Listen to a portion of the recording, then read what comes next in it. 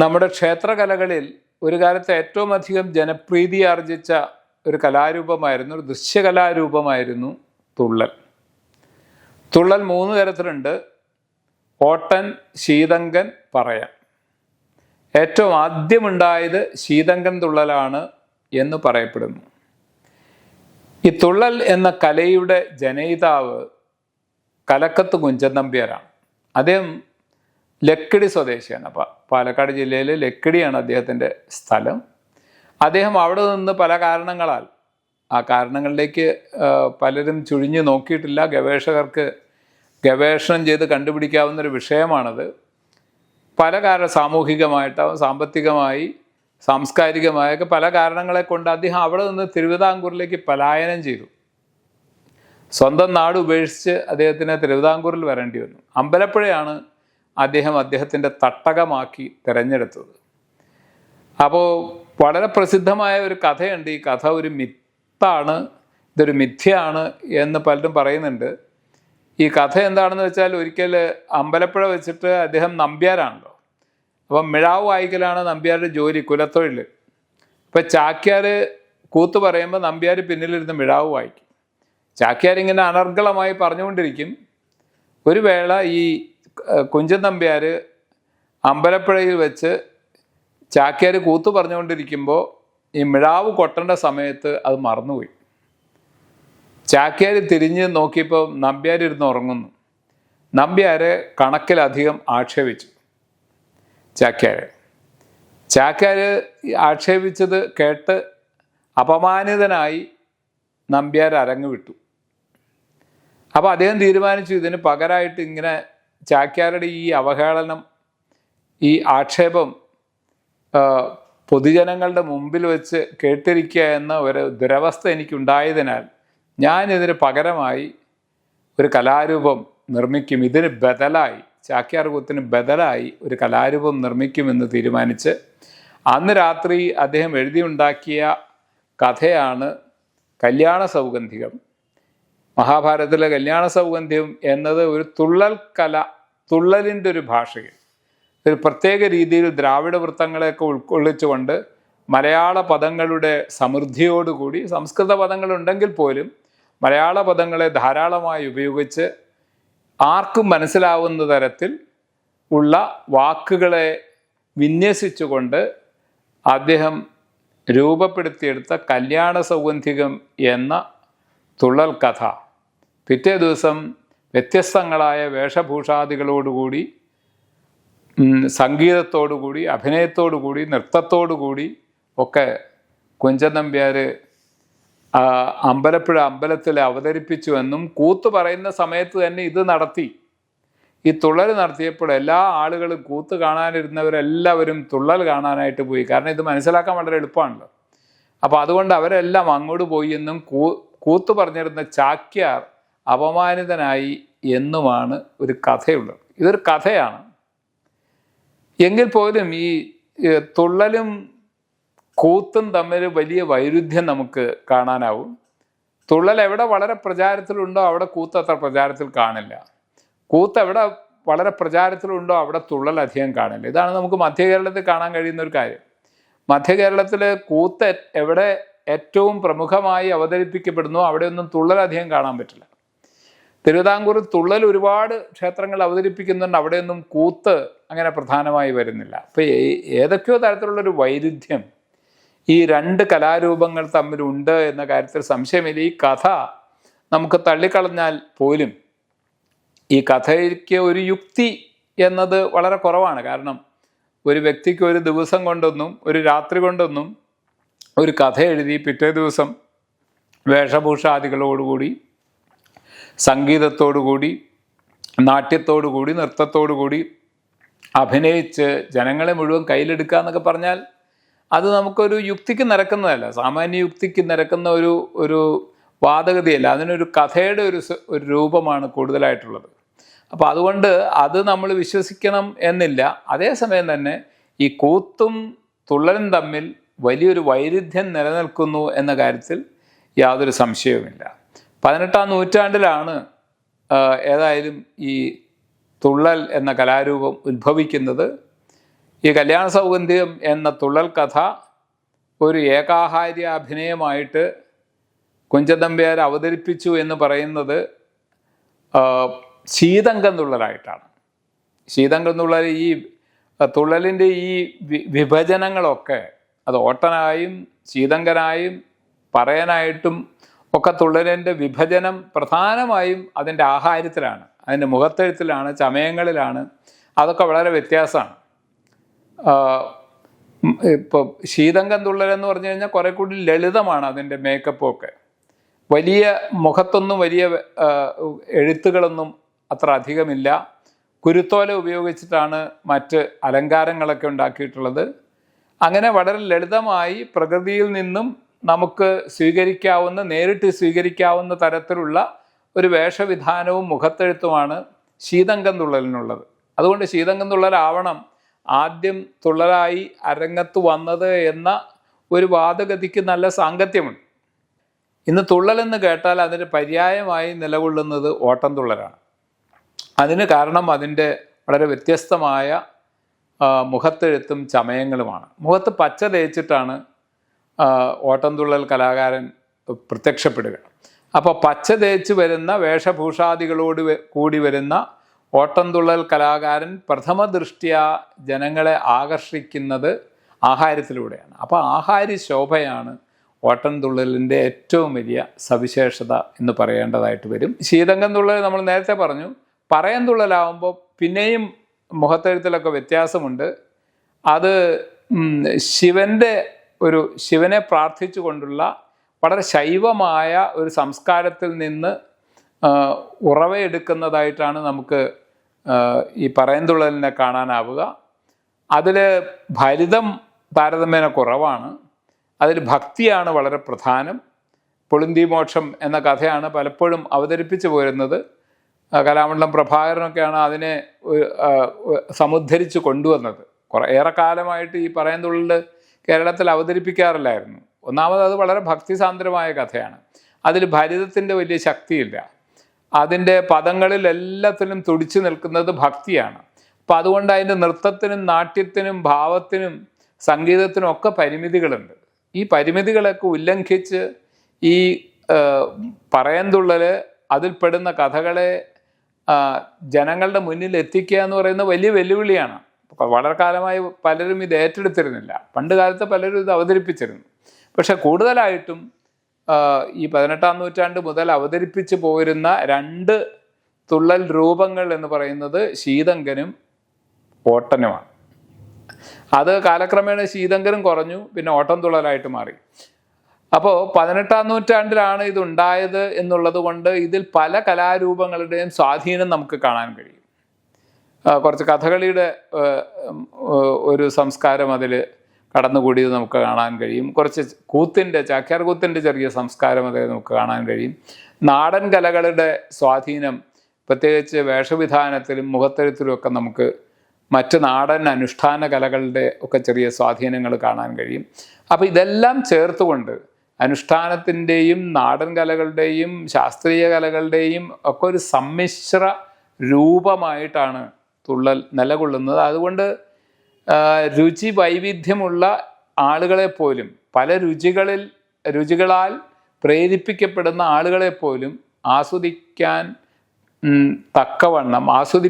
തക്കവണ്ണം വളരെ ആസ്വാദനക്ഷമത ഉള്ള ഒരു കലാരൂപമായിട്ടാണ് തുള്ളൽ വിലയിരുത്തപ്പെടുന്നത്.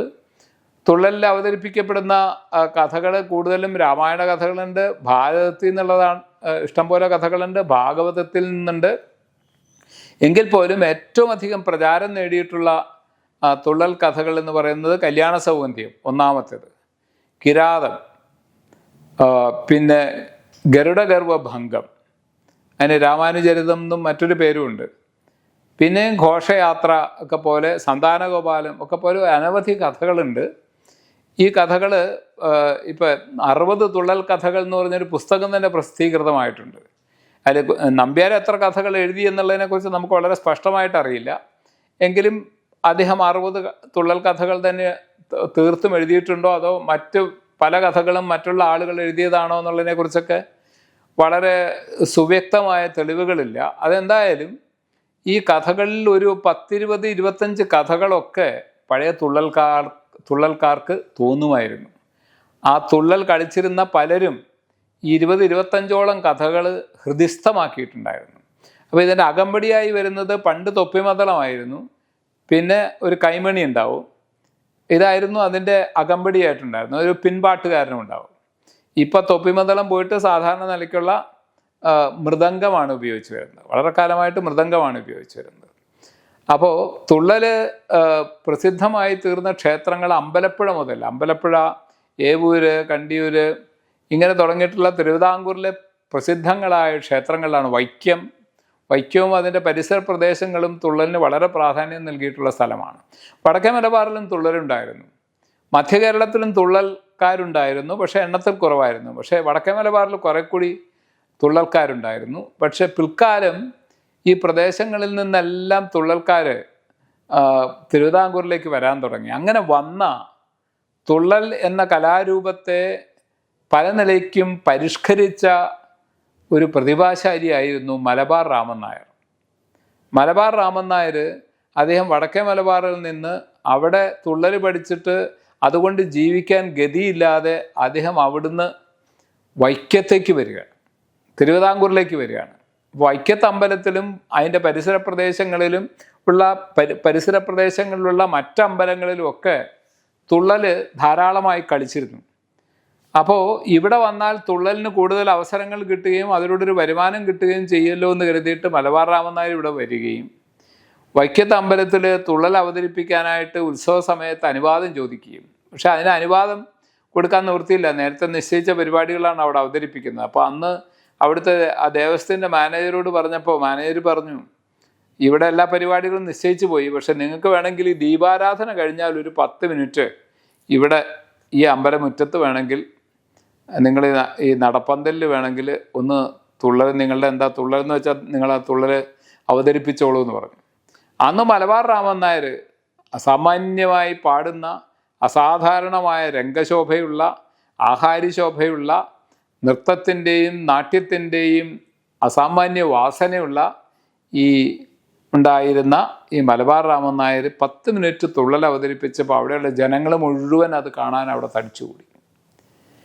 അപ്പോൾ മാനേജർ വന്ന് വെച്ചു, ഇതെന്താ ഇവിടെ ഇത്രയധികം തിക്കും തിരക്കും ബഹളമെന്ന് ചോദിച്ചു കഴിഞ്ഞപ്പോൾ, ഇങ്ങനെ ഒരു തുള്ളൽ എന്ന് പറഞ്ഞൊരു പുതിയ രീതിയിലുള്ള ഒരു തുള്ളൽ അവതരണം ഇപ്പോൾ ഞങ്ങളിവിടെ കണ്ടു, അത് കാണാൻ വേണ്ടി ഞങ്ങൾ ചെന്നതാണ്, വളരെ ആകർഷകമാണ് എന്ന് പറഞ്ഞപ്പോൾ മാനേജരും വന്ന് നോക്കിയപ്പോൾ അദ്ദേഹം ഇത് കണ്ട് നിർനിമേഷനായി നിന്നു.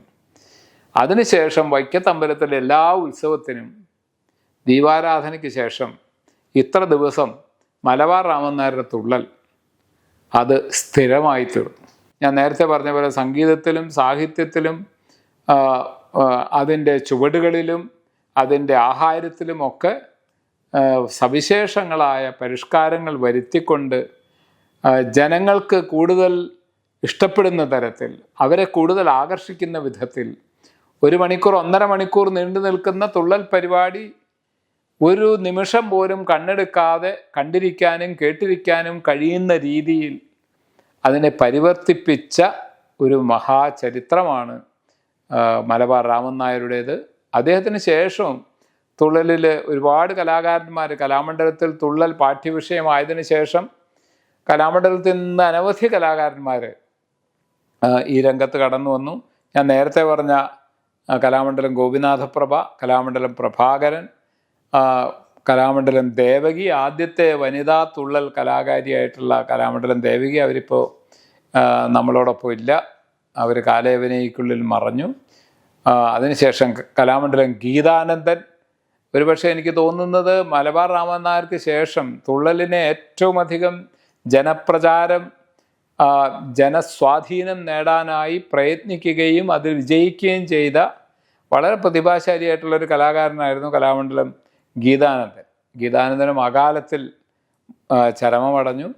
അദ്ദേഹവും ഈ കാര്യത്തിൽ തുള്ളൽ എന്ന കലാരൂപത്തെ ജനമധ്യത്തിലേക്ക് കൂടുതൽ കൊണ്ടുവരുന്നതിനും, വളരെ കാലം തുള്ളൽ കളിച്ചിരുന്നത് ഉത്സവ സമയത്ത് ഒരു 11 മണിക്കാണ്. രാവിലെ 11 മണി മുതൽ ഒരു 1 മണി വരെ, ഉച്ചയ്ക്ക് 1 മണി വരെ, നട്ടുച്ച വരെയാണ്. മിക്കവാറും സൂര്യൻ നന്നായി ഉദിച്ച് ഉയർന്ന സമയത്ത്, നല്ല ചൂട് സമയത്ത്, മധ്യാഹ്ന സമയത്താണ് തുള്ളൽ ഉത്സവങ്ങളിൽ കളിച്ചിരുന്നത്. അങ്ങനെ കളിച്ചിരുന്ന തുള്ളലിനെ ആ സമയത്ത് നിന്ന് നേരത്തെ മലബാർ രാമൻ നായർക്ക് കിട്ടിയ ഒരു സൗഭാഗ്യം പോലെ ക്ഷേത്രോത്സവങ്ങളിൽ സന്ധ്യാസമയത്തേക്ക് ഏറ്റവും പ്രധാനമായ, ഏറ്റവും സുപ്രധാനമായ ഒരു മുഹൂർത്തം എന്നത് ക്ഷേത്രോത്സവങ്ങളിൽ വൈകുന്നേരമാണ്, സന്ധ്യാസമയമാണ്. ഈ സന്ധ്യാസമയത്തേക്ക് തുള്ളലിനെ മാറ്റി പ്രതിഷ്ഠിക്കാൻ ഏറ്റവും പ്രയത്നിച്ചതും അതിൽ വിജയം കൈവരിക്കുകയും ചെയ്ത കലാകാരനായിരുന്നു കലാമണ്ഡലം ഗീതാനന്ദൻ.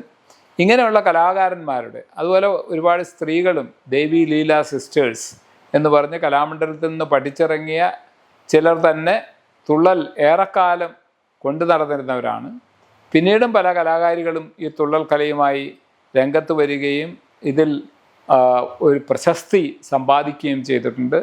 ഇവരുടെ എല്ലാം പ്രയത്നത്തിൻ്റെ ഫലമായി കലാമണ്ഡലം എന്ന സ്ഥാപനത്തിൻ്റെ ഈ കലയോടുള്ള ഒരു ഉത്തരവാദിത്വത്തിൻ്റെ പ്രതിജ്ഞാബദ്ധതയുടെ ഭാഗമായി തുള്ളൽ എന്ന കലാരൂപം ഇന്നും ജീവിച്ചിരിക്കുന്ന ഒരു കലയാണ്. പഴയ പോലെ 20-25 തുള്ളൽ കഥകളൊക്കെ ഹൃദിസ്ഥമായിട്ടുള്ള തുള്ളൽ കലാകാരന്മാരിന്നില്ലാതായി തീർന്നിട്ടുണ്ട്.